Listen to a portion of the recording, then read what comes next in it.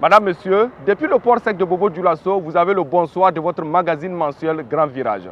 Pour ce mois donc, Grand Virage vous plonge dans les méandres des formalités du commerce extérieur. À travers reportages et entretiens, Grand Virage vous fera découvrir davantage ce guichet unique bâti sur une superficie de 40 hectares dans la zone industrielle de la ville de Sia.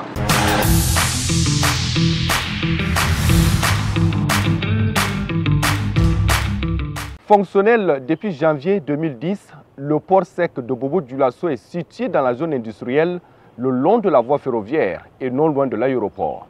C'est une infrastructure de réception et de traitement de marchandises à l'importation et à l'exportation réalisée par la Chambre de commerce et d'industrie du Burkina Faso au profit des opérateurs économiques et de l'administration publique. Lieu d'accomplissement des formalités de commerce extérieur telles que le dédouanement, le pesage, le transit, l'inspection, l'évaluation et que sais-je encore, le port sec de Bobo-Dioulasso est un guichet unique. Mais répond-il aux besoins réels des acteurs, qui sont d'ailleurs les acteurs clés de cette plateforme, et comment fonctionnent les différents services au sein du port sec de Bobo-Dioulasso? Élément de réponse dans ce reportage.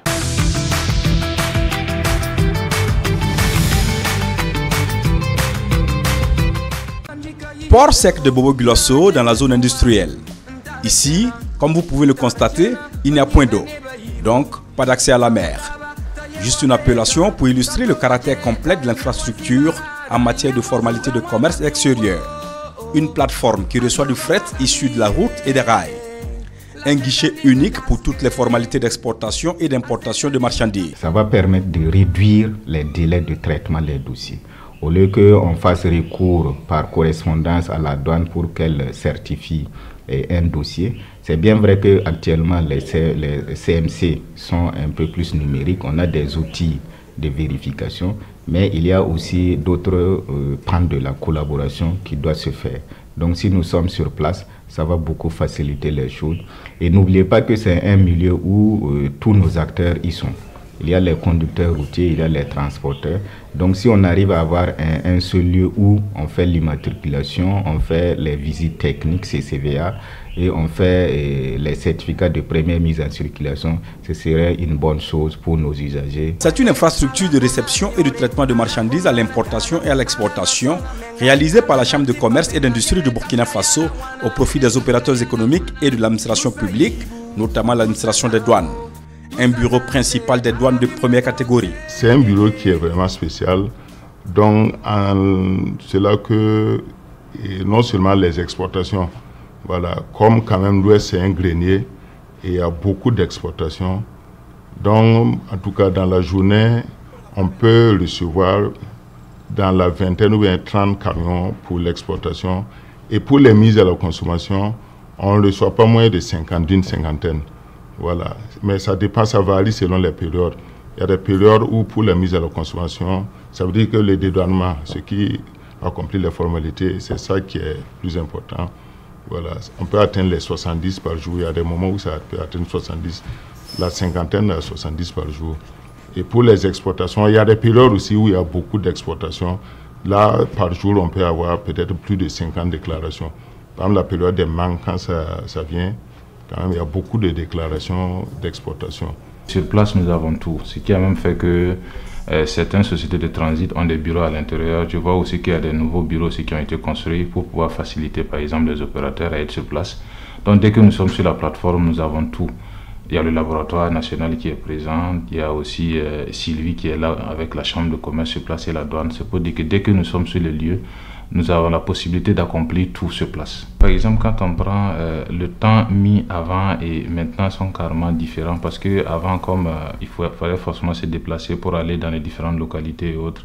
Mais maintenant, c'est pour dire qu'en un temps record, nous avons tout sur place. Tous les attributs du port sec ne sont pas encore réunis et tous appellent à la concrétisation globale du projet. Ça va permettre même de mettre de l'ordre en ville. Par exemple, les vendeurs de véhicules ambulants, les vendeurs de véhicules, on pourrait même inciter l'autorité à les regrouper ici, puisqu'il y a une place qui est réservée pour ces vendeurs de véhicules. Là, ça va libérer les emprises des voies en ville, ça va permettre, puis il y a un endroit pour eux, voilà, ça va libérer les emprises des voies et ça va permettre d'embellir la ville, voilà, puisqu'il faut qu'on songe à ça. Et puis faire de Bobo quand même un centre de commerce international en aidant à ce que les attributs du port sec soient réellement fonctionnels.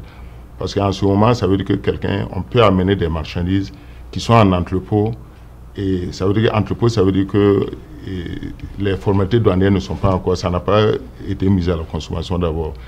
Et un importateur peut venir les payer et puis maintenant accomplir les formalités pour le pays ou bien faire le transit pour l'extérieur. Donc ça va permettre quand même d'être un grand centre de commerce international. La suggestion que j'allais faire premièrement, c'est d'interconnecter nos services. C'est très important parce que nous concourons aux mêmes objectifs. Il n'y a pas de raison qu'on travaille à vase clos. Donc il faut qu'on interconnecte les services. Et également, il faut former les utilisateurs. Les utilisateurs qui seront sur la plateforme, il faut qu'on les forme pour qu'ils puissent bien s'approprier de ces outils. Et également, il faut mettre un accent sur la digitalisation, c'est-à-dire il faut autoriser les paiements numériques. C'est très important parce que actuellement, on peut avoir des soucis pour les paiements des quittances, pour les autres activités. Mais si à partir de son domicile, l'intéressé peut payer une quittance, ça nous avantage et ça facilite également la tâche aux usagers. Le projet de réalisation du port sec à Bobo-Dioulasso a été envisagé sous la révolution d'août 83. Son objectif était de contribuer à la relance du développement économique de la zone à travers la réalisation d'une plateforme moderne de réception et de traitement de marchandises. Avec une superficie totale de 120,91 hectares, le port sec de Bobo-Dioulasso est actuellement bâti sur 40 hectares. À présent, le volet entretien de votre magazine Grand Virage. Pour aller donc plus en profondeur sur la découverte du port sec de Bobo-Dioulasso, Grand Virage reçoit pour vous François Drabo. Monsieur Drabo est le directeur régional de la Chambre de commerce et d'industrie du Burkina Faso au niveau du Guriko.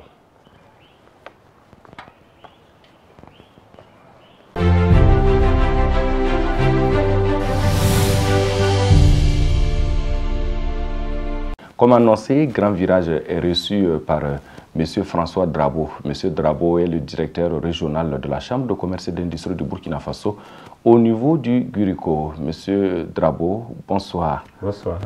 Pour planter le décor, est-ce que vous pouvez nous présenter la plateforme port sec de Bobo-Dioulasso? Le port sec de Bobo-Dioulasso, communément encore appelé Gare routière internationale de Bobo-Dioulasso ou encore Bobo-Inter à l'image de Ouagar-Inter, est une plateforme logistique aménagée par la Chambre de commerce et d'industrie du Burkina Faso et mise à la disposition des opérateurs économiques, des acteurs économiques, afin donc qu'ils puissent conduire les activités d'importation, d'exportation, de formalité du commerce extérieur de façon globale. Donc c'est une plateforme réalisée et qui comprend beaucoup d'infrastructures à l'intérieur et qui permet à tous les acteurs économiques d'avoir les nécessaires, tout ce dont ils ont besoin pour pouvoir accomplir les formalités de commerce extérieur. Le mot port sec, à l'image des ports maritimes, c'est un port, c'est une plateforme de réception de marchandises. La différence seulement avec les ports maritimes, c'est que nous n'avons pas d'eau. Donc d'où le mot sec, simplement.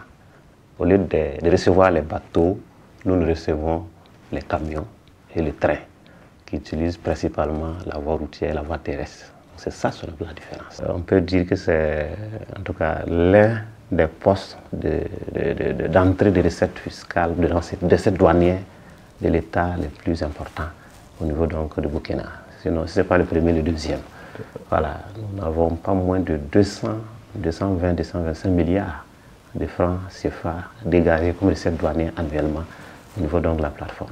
Il faut noter que la plateforme a contribué énormément à améliorer les recettes douanières parce que je me rappelle très bien, le port sec a été inauguré en 2010.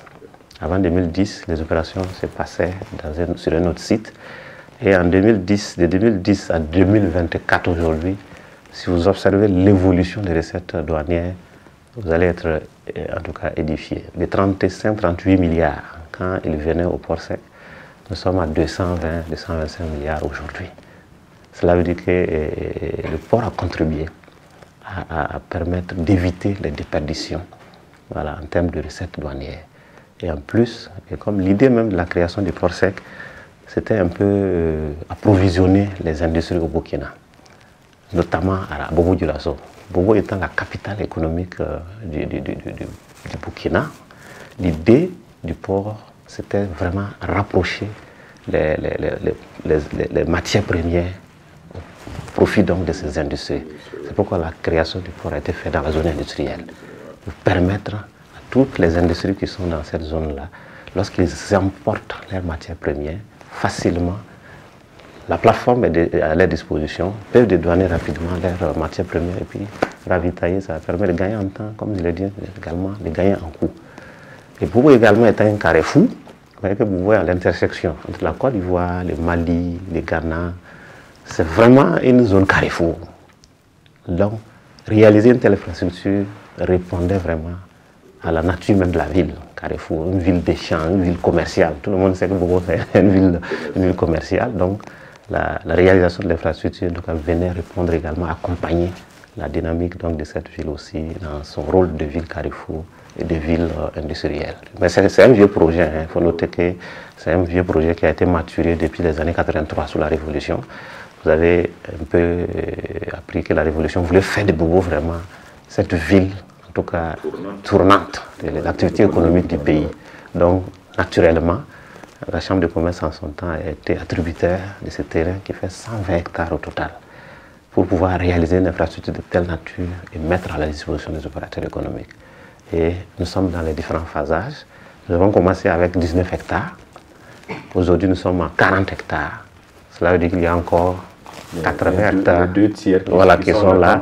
Et l'idée, c'est de réaliser encore une zone d'activité diverse pour soutenir le port sec qui est à côté. Vous avez une zone d'activité diverse qui va recevoir des industries, d'autres entreprises qui sont dans les transports. Quel est le cadre légal qui régit la mise en place ou du moins la mise en œuvre d'une plateforme de guichet unique au niveau de Bobo-Dioulasso? Le cadre légal qui régit la mise en place d'un port sec, il faut noter d'abord, un port sec est une infrastructure douanière. Puisque qui parle d'importation, il faut forcément qu'il y ait de l'administration de la douane qui régit tout ce qui est importation, les procédures de dédouanement qui se réalisent donc sur cette plateforme. Donc au regard de cela, vous ne pouvez pas réaliser un port sans que vous n'ayez l'autorisation de la douane et que l'infrastructure soit en conformité avec la réglementation douanière. Donc lorsque l'idée de réaliser le port sec a été en tout cas lancée et que les infrastructures ont été réalisées, les démarches ont été entreprises auprès de l'administration de douane pour avoir l'autorisation d'en faire une infrastructure sous douane. Cela veut dire en respectant toutes les procédures douanières en la matière pour que la douane puisse exercer pleinement son activité de dédouanement. Comment sont organisés les différents services au niveau du port sec de Bobo-Dioulasso? Le port sec a pour ambition d'être un guichet unique.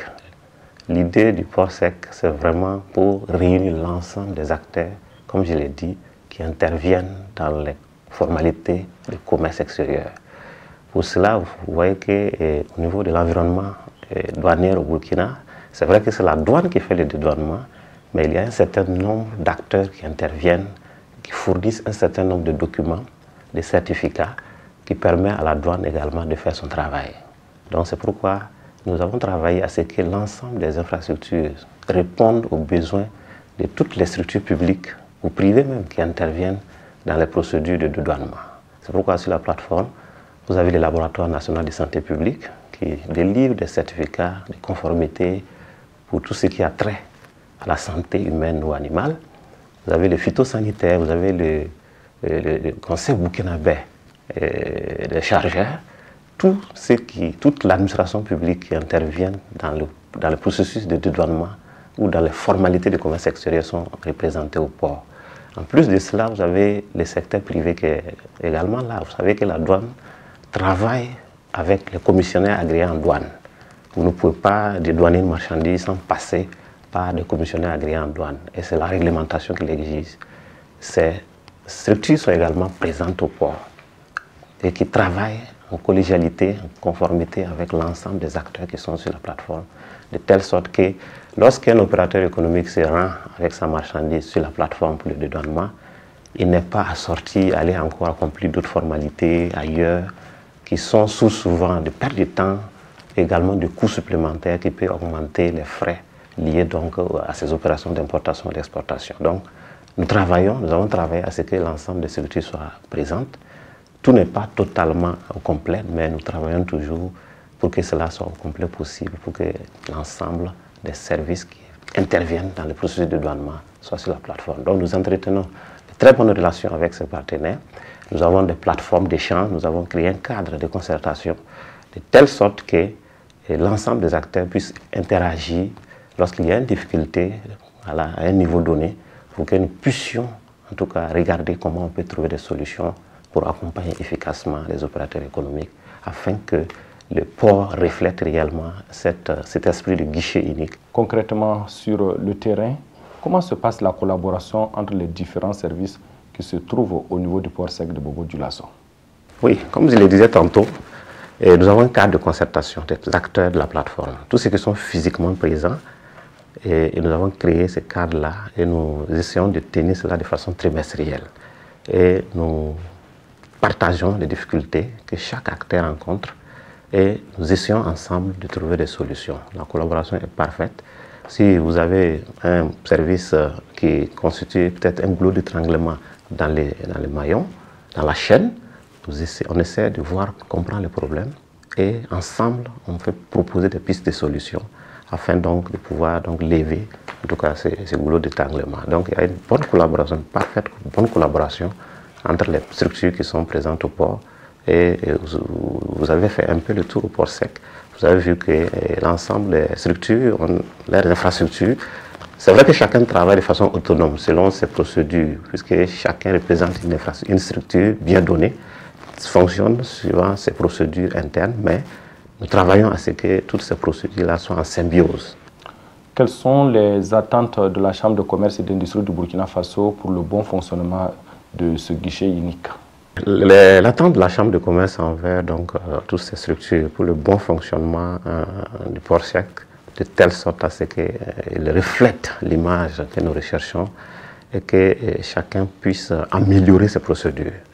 Aujourd'hui, nous sommes dans un monde de célérité, de rapidité, et comme les Anglais aiment le dire, time is money.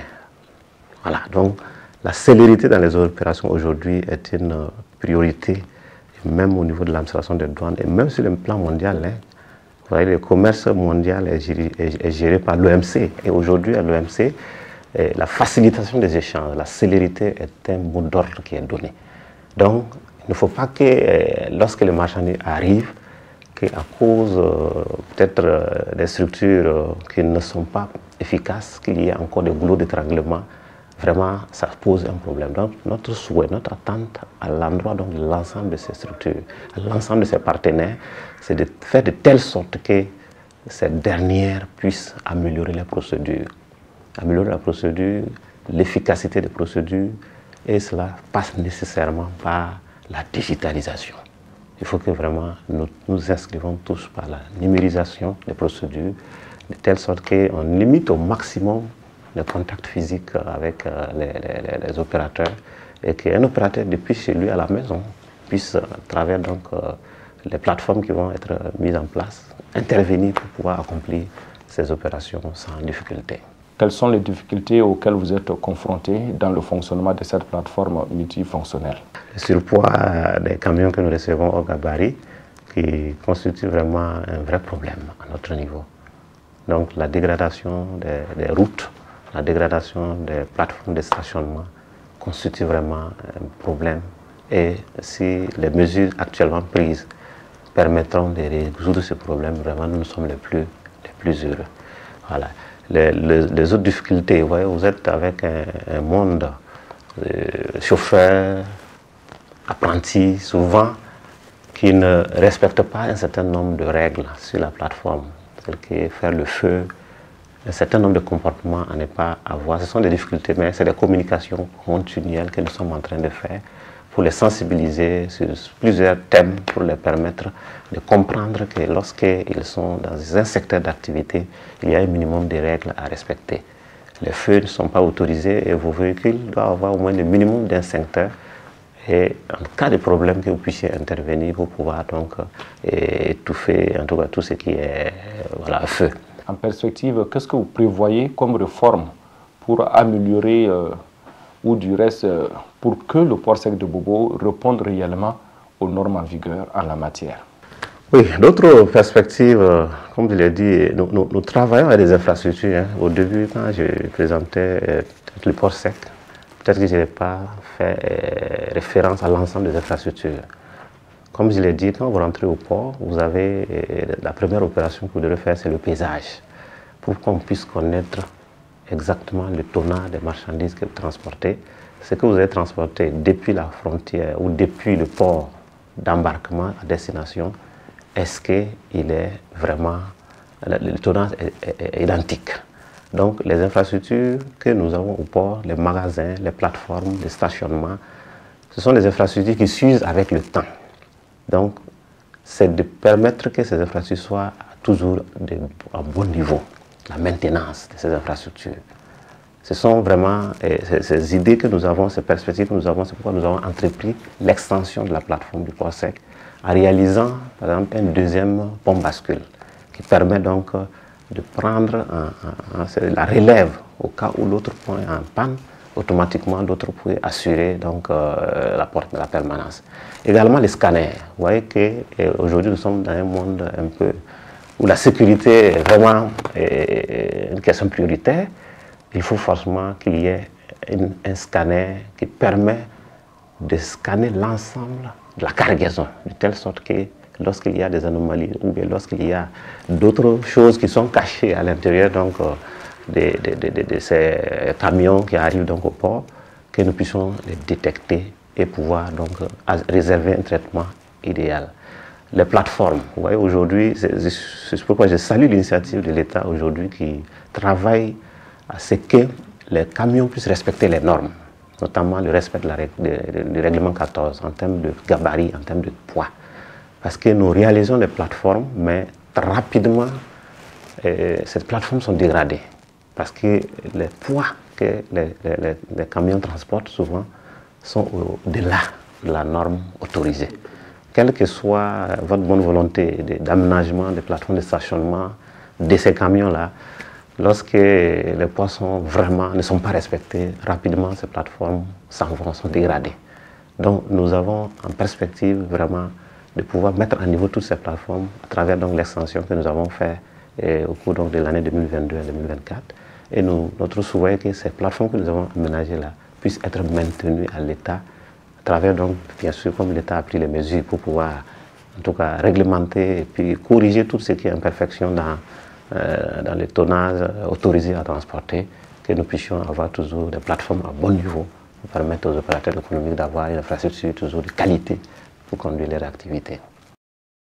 Pour terminer, est-ce que vous avez quelque chose à ajouter par rapport à tout ce qui a été dit sur le fonctionnement du port sec de Bobo-Dioulasso? Ce que je peux ajouter, en plus de ce que j'ai dit, c'est, comme je l'ai dit, nous sommes une plateforme logistique et le monde de la logistique évolue constamment. Comme je l'ai dit, le port sec est une plateforme bimodale. Bimodale veut dire qu'il y a deux modes de transport qui arrivent au port. Nous avons la voie routière, les camions qui arrivent par la route. Nous avons la voie ferroviaire, les trains qui amènent également les marchandises. Pour le moment, les deux arrivent au port. Mais nous avons une difficulté au niveau du chemin de fer parce qu'on ne peut pas, à l'étape actuelle, réceptionner tout ce qui est fret ferroviaire qui arrive à Bobo-Dioulasso. Parce que l'embranchement ferroviaire qui est prévu n'est pas suffisamment long pour recevoir tout ce qui arrive sur Bobo. Et nous avons spécialisé actuellement la réception des conteneurs. Tout ce qui arrive par conteneur, nous sommes capables de les recevoir par train au niveau du port. Mais tout ce qui arrive par vrac sont obligés de partir à la gare Citara ferroviaire pour être traités avant d'être déchargés. Donc en ce moment, vous êtes obligé d'avoir deux équipes de douane, une équipe au niveau du port sec, une équipe au niveau donc, de la gare ferroviaire Et l'équipe qui est à la gare ferroviaire est obligée de prendre les documents pour venir au port, puisque c'est le port qui traite ça. Vous voyez que c'est des va-et-vient qui ne permettent pas la célérité et le traitement efficace des opérations. Donc, en perspective, notre souhait, c'est de travailler à réceptionner l'ensemble, l'entièreté du fret ferroviaire qui arrive sur Bobo au niveau du port sec. Et ça, c'est des embranchements ferroviaires complémentaires qu'il faut le faire. Avec les travaux d'extension actuels, comme le port fait 19 hectares, on a fait les travaux d'extension pour faire à 40 hectares. On a réservé de la place pour pouvoir faire les bretelles ferroviaires pour être capable de réceptionner l'ensemble du fret. Mais les conteneurs, voilà, tout va être réceptionné. C'est vraiment notre ambition, mais qui n'est pas encore réalisée d'abord. C'est en perspective. Et c'est des investissements lourds. Et comme notre pays s'inscrit aujourd'hui même dans la dynamique de créer la société même est déjà créée, Fasorail. Peut-être dans l'avenir très prochain, on va voir comment on peut travailler ensemble pour pouvoir déployer des lignes supplémentaires de telle sorte que le port soit au complet, de telle sorte que lorsque vous arrivez avec votre marchandise à Bobo, que ce soit par les trains, que ce soit par la route, l'entièreté soit réceptionnée donc au niveau du port sec. L'autre perspective que j'ai déjà abordée, c'est le guichet unique portuaire. C'est vrai de réunir les gens sur une même plateforme, mais chacun travaille de son côté, selon ses propres procédures. Mais s'il y a encore un guichet unique portuaire où l'ensemble de ces structures peuvent intervenir directement, sans contact peut-être, sans quitter ici pour aller ici, c'est encore des procédures qui sont manuelles. En tout cas, notre souhait, c'est d'avoir ce guichet unique portuaire également, qui permet en tout cas d'avoir encore plus d'efficacité dans l'offre de services aux opérateurs économiques. Voilà, l'idée, SOSICI est déjà là, comme je l'ai dit. La société, c'est de l'initiative de la Chambre et de la douane, où déjà les procédures de prédédouanement s'accomplissent déjà sur cette plateforme. Donc, on peut dire que ça, c'est une première phase. La deuxième phase va consister à intégrer d'autres administrations qui ne sont pas là-dessus. Donc, à travers cela, on peut dire qu'il y a un début déjà de guichet unique portuaire qui a commencé et nous travaillons là-dessus. En tout cas, notre ambition est que dans un avenir très proche, on n'a pas encore une horizon bien claire là-dessus, que ce guichet soit en tout cas totalement finalisé pour permettre que toutes les procédures en termes de formalité du commerce extérieur soient accomplies à travers cette plateforme. Pour l'embranchement ferroviaire, comme je l'ai dit tout de suite, avec Fasorail, nous allons essayer d'initier des discussions, des échanges, pour voir si toutefois, en tout cas, nous pourrons être pris en compte dans les stratégies de développement de l'infrastructure ferroviaire au niveau national. Comme ils seront même à Bobo, voilà, je pense que c'est la première expérience peut-être à expérimenter au niveau du port sec, afin que, en tout cas, nous puissions offrir un service complet, en tout cas à nos partenaires ou à nos ressortissants qui sont les opérateurs économiques. C'est un projet et nous sommes en train de le réaliser par phasage.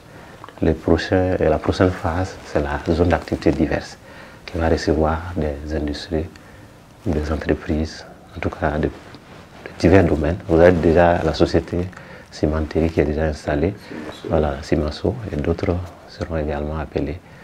Tous ces sites-là, c'est les sites du port sec de Bobo Dioulasso. Nous voilà au terme de cet entretien. Je vous rappelle que Grand Virage recevait pour vous, ou du moins Grand Virage a été reçu par François Drabo. Monsieur Drabo est le directeur régional de la Chambre de commerce et d'industrie du Burkina Faso au niveau du Curuco. Monsieur Drabo, merci de votre disponibilité. Merci de nous avoir ouvert les portes du port sec ainsi que les portes de vos bureaux pour la réalisation de cette émission. Merci.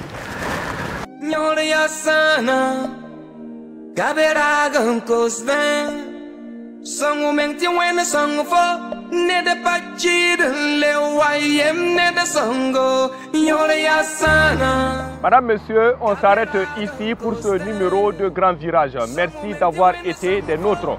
Rendez-vous le mois prochain, Dieu voulant, pour un autre numéro et bien entendu avec une autre thématique. Ici là, portez-vous bien, prenez soin de vous, surtout en circulation, quel que soit votre moyen de déplacement. Pangotaba tayewa beka tatowa jeka nyawa zimarada nyawa zuga waga miuo